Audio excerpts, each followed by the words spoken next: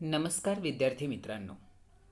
आज आपण बघणार आहोत MSME वित्तीय व्यवस्थापन. त्यामधला पुढचा भाग आहे की वित्तीय व्यवस्थापनामध्ये स्थिर भांडवल व खेळते भांडवल म्हणजे काय. तर सर्वप्रथम बघूया स्थिर भांडवल म्हणजे काय. तर दीर्घ कालावधीसाठी वापरली जाणारी तसेच विक्रीच्या उद्देशाने न घेतलेली मालमत्ता खरेदी करण्यासाठी जे भांडवल लागते त्याला स्थिर भांडवल असं म्हणतात. सरळ शब्दात सांगायचं तर स्थिर भांडवल म्हणजे कोणत्याही प्रकारची भौतिक मालमत्ता म्हणजे स्थिर मालमत्ता होय. ही संपत्ती व्यवसायामध्ये जवळजवळ कायमस्वरूपी असते. उदाहरणार्थ जमीन, इमारत, उपकरणे, फर्निचर, यंत्रसंच, यंत्र ही स्थिर भांडवल गुंतवणुकीची उदाहरणे आहेत. नवीन कंपनीच्या स्थापनेच्या वेळी अशा प्रकारच्या भांडवलाची आपल्याला आवश्यकता असते. विद्यमान कंपन्यांना त्यांचा विस्तार व विकास करायचा असेल, वित्तपुरवठा करण्यासाठीही अशा भांडवलाची त्यांना आवश्यकता असते, गरज असते. तसेच साधनसामग्री बदलण्यासाठी सुद्धा या भांडवलाची आवश्यकता असते. विद्यार्थी मित्रांनो, स्थिर भांडवलाच्या आवश्यकतेची प्रारंभिक योजना ही कंपनी प्रवर्तक म्हणजे कंपनी जे स्टॅब्लिश करतात, जो डायरेक्टर आहे कंपनीचा तो करत असतो. यासाठी प्रथम त्यांना कंपनीला आवश्यक असलेले स्थिर मालमत्तेची यादी तयार करावी लागते व त्याच्या किमतीचा अंदाज घ्यावा लागतो. जमिनीच्या किमती, इमारत बांधणीचं जे काही मूल्य आहे, यंत्रसामग्रीच्या किमती या संबंधित माहिती ते गोळा करतात. वेगवेगळ्या स्थिर मालमत्तेच्या किमतीची बेरीज केली जाते व परिणाम स्वरूपी एकूण स्थिर भांडवलाची व्यवसायामध्ये किती आवश्यकता आहे हे त्यांच्या लक्षात येत असते. अलीकडच्या वर्षांमध्ये स्थिर भांडवलाची गरज लक्षात घेऊन त्याला विशेष महत्त्व हे दिले गेले आहे. विशेषतः आधुनिक औद्योगिक प्रक्रियांमुळे भांडवली साधनसामग्रीचा वाढता वापर यास कारणीभूत होत आहे. भांडवली बाजारातून स्थिर मालमत्ता खरेदी करण्यासाठी उद्योजक हे निधी मिळवत असतात. यासाठी भाग, कर्ज रोखे यांची विक्री केली जाते आणि दीर्घ मुदतीचे कर्जही घेतले जाते. तर स्थिर भांडवलाला सुद्धा काही परिणाम करणारे विविध घटक पण आपल्याला आहे. मग व्यवसायाचं स्वरूप आहे त्यामध्ये की उत्पादन उद्योग व लोकोपयोगी सेवा यांना स्थिर मालमत्ता मिळवण्यासाठी मोठ्या प्रमाणावर निधी गुंतवावा लागतो. परंतु खरेदी व्यवसायामध्ये मोठ्या प्रमाणात स्थिर भांडवलाची गरज नसते. व्यवसायाचे आकारमानावर सुद्धा अवलंबून असतं की एखाद्या व्यवसायाचं मोठ्या प्रमाणावर व्यापार करण्यासाठी स्थापना केली जाते तेव्हा नैसर्गिकपणे अधिक स्थिर भांडवलाची गरज असते.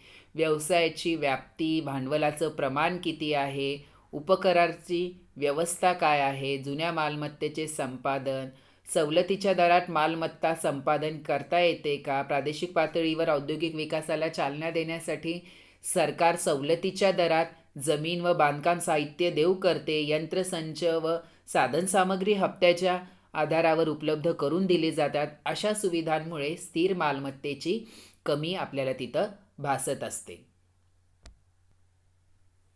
म्हणजेच व्यवसाय सुरू करण्यासाठी जे काही आपल्याला भांडवल लागते, मग स्थिर मालमत्ता खरेदी करण्यासाठी जे भांडवल वापरलं जातं त्याला स्थिर भांडवल असे म्हणतात.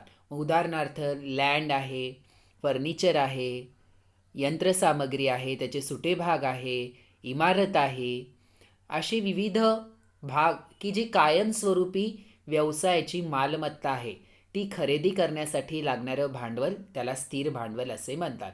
आता स्थिर भांडवल त्यानंतर आपल्याला त्याच पद्धतीचं खेळते भांडवलसुद्धा आपल्याला आवश्यक आहे. त्याच पद्धतीने आपल्याला खेळते भांडवलसुद्धा महत्त्वाचं आहे. तर दैनंदिन व्यावसायिक कार्य पार पाडण्यासाठी आवश्यक असणाऱ्या भांडवलास खेळते भांडवल असे म्हणतात.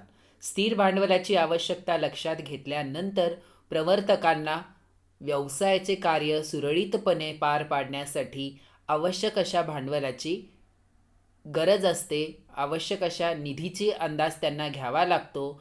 व्यवसाय करण्यासाठी आवश्यक अशा कच्च्या मालाचा साठा करण्यासाठी निधीची गरज लागते. तयार उ तयार उत्पादित वस्तूंचा पुरेसा साठा राखण्यासाठी भांडवलाची गरज असते. प्रत्यक्ष व्यवहार करताना वस्तू रोखीने किंवा उधारीने विकल्या जातात. उधारीने विकलेल्या वस्तूंची रोख रक्कम लगेच परत येत नाही. उधार मालाचे येणारे जे काही मूल्य आहे ते व्यवसायामध्ये परत जमा होईपर्यंतच्या कालावधीमध्ये निधीची व्यवस्था करावी लागते. तसेच कारखान्याचे खर्च भागवण्यासाठी रोकड आवश्यक असते. अनिश्चितता हे व्यवसायाचे वैशिष्ट्य असल्याने अनपेक्षित प्रतिकूलतेसाठी रोख रक्कम ही राखून ठेवण्यासाठी जरुरीचं असतं.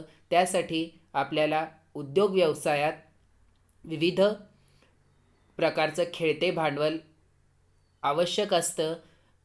ती व्यवस्था करण्यासाठी आपल्याला मालमसाठा बांधणीसाठी, उधार मालाच्या येणाऱ्या मूल्यांच्या वित्त पुरवठ्यासाठी, दैनंदिन खर्च भागविण्यासाठी मालमत्तेमध्ये गुंतवलेले भांडवल म्हणजेच खेळते भांडवल होय.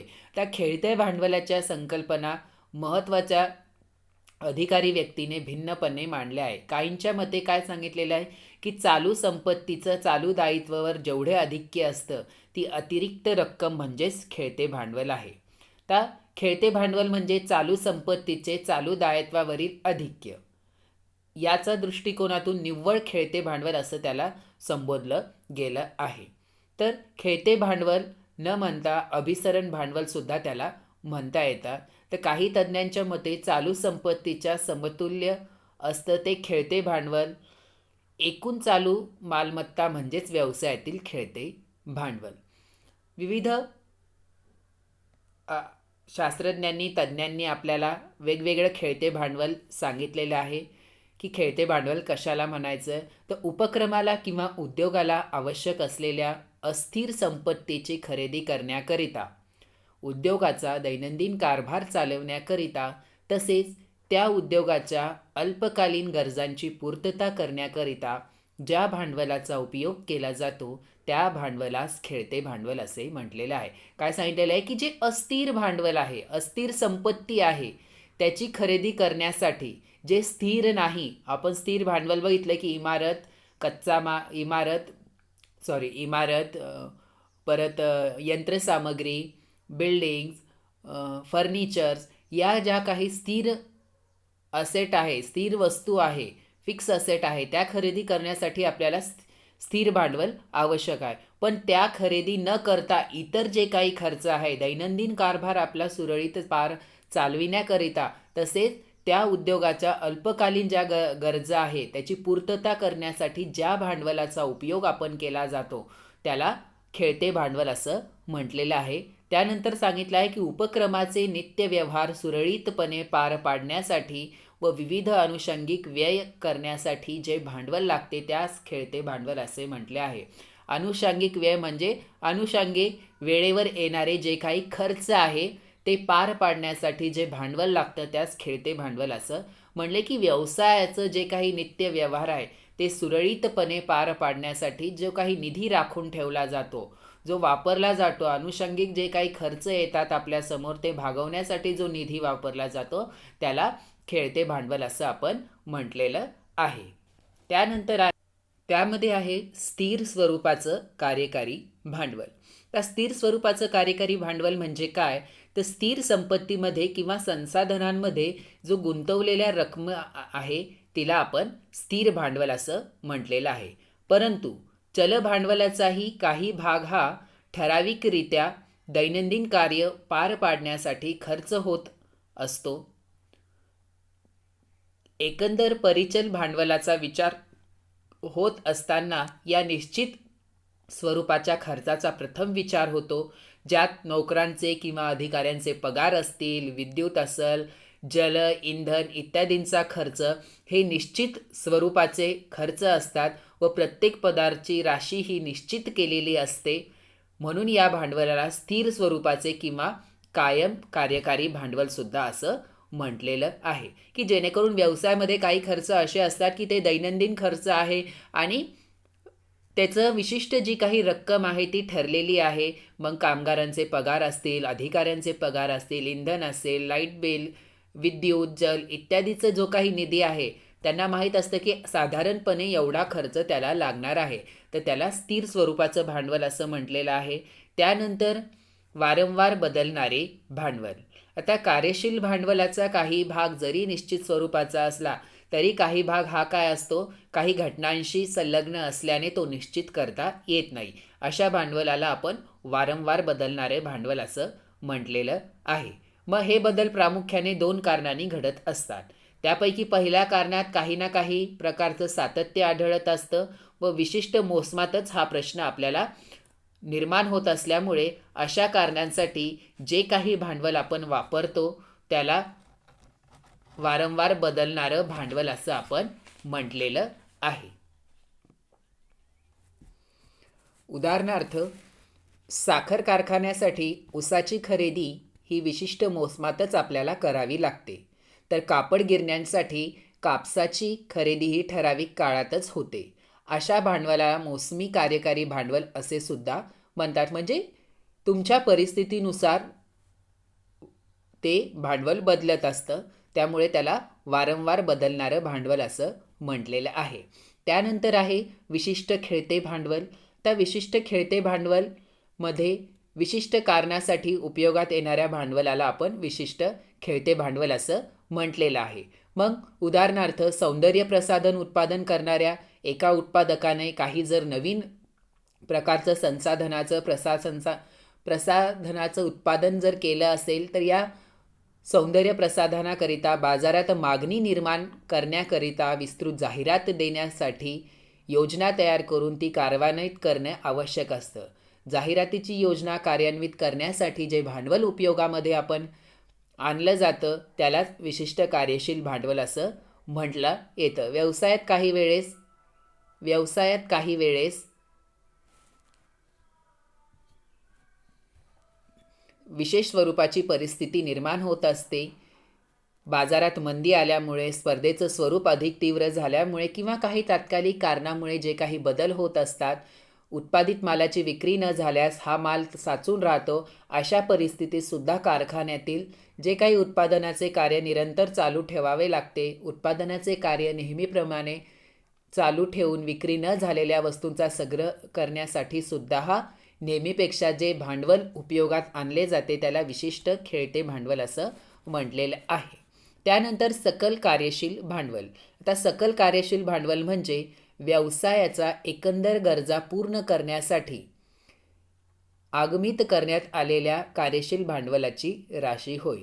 म्हणजे व्यवसायासाठी ज्या काही गरजा आहे त्या विचारात घेऊन त्यासाठी आधीची रक्कम आगमित केली, म्हणजे जी काही रक्कम आपण राखीव म्हणून ठेवलेली आहे ही राशी आगमित करण्यात व्यवसाय या गरजेपैकी किती राशी ही बाह्य साधनांनी प्राप्त करेल याचा विचार याच्यामध्ये केला जात नाही. सकल कार्यशील राशी म्हणजे एकूण कार्यशील संपत्तीमधील जी काही गुंतवणूक आहे त्याला सकल कार्यशील भांडवल असं आपण म्हटलेलं आहे. त्यानंतर शुद्ध कार्यशील भांडवल. तर व्यवसायाचा एकंदर सकल कार्यशील भांडवलाच्या गरजेपैकी जी गरज बाह्य माध्यमाच्या साह्यातून प्राप्त केली जाते त्या राशीला आपण कार्यशील भांडवलाची राशी असं म्हटलेलं आहे. म्हणजेच जी काही सकल आपली कार्यशील भांडवल आहे त्याच्यातून आपल्याला जी काही चल देयता किंवा चल संपत्ती आहे, करंट आपली लायबिलिटी आहे किंवा करंट असेट जे आहे ते म्हणजे आपलं शुद्ध कार्यशील भांडवल होय. त्यानंतर आहे खेळत्या भांडवलाचे महत्त्व. आता कारखान्याची उभारणी केल्यापासून उत्पादनाचे कार्य हे निरंतरपणे पार पाडण्यासाठी चालू ठेवण्यासाठी कार्यशील व खेळत्या भांडवलाचं आपल्याला आवश्यक आहे. एखाद्या कारखान्यात असणारे खेळते भांडवल किंवा कार्यशील भांडवल हे गरजेपेक्षा कमी असल्यास त्या कारखान्याचा कारभार हा कधीही सुरळीतपणे चालू शकत नाही. तसेच कार्यशील भांडवल हे पुरेसे नसल्यास उत्पादनाच्या कार्यात सुद्धा प्रत्यक्ष अडचणी व अडथळे निर्माण होत राहतात. व्यवस्थापकांना त्यांचे कार्य व्यवस्थितपणे पार पाडता येत नाही व उत्पादना कार्याला सुद्धा आवश्यक असलेला जो काही कच्चा माल आहे व इतर सामग्री आहे ती आपल्याला पार पाडता येत नाही व ते मिळवणं आपल्याला अवघड होतं. कामगारांना व कर्मचाऱ्यांना त्यांची मजुरी व वेतन व्यवस्थितपणे देता येणार नाही आणि प्रमंडळाच्या ख्यातीवर त्याचा सुद्धा परिणाम आपल्याला बघायला मिळतो. त्यामुळे खेळते भांडवलाचं महत्त्व हे फार मोठ्या प्रमाणात आहे व्यवसायामध्ये. तर त्यामध्ये आहे अखंड उत्पादन. उपक्रमाला उत्पादनासाठी अनेक वस्तूंची गरज असते.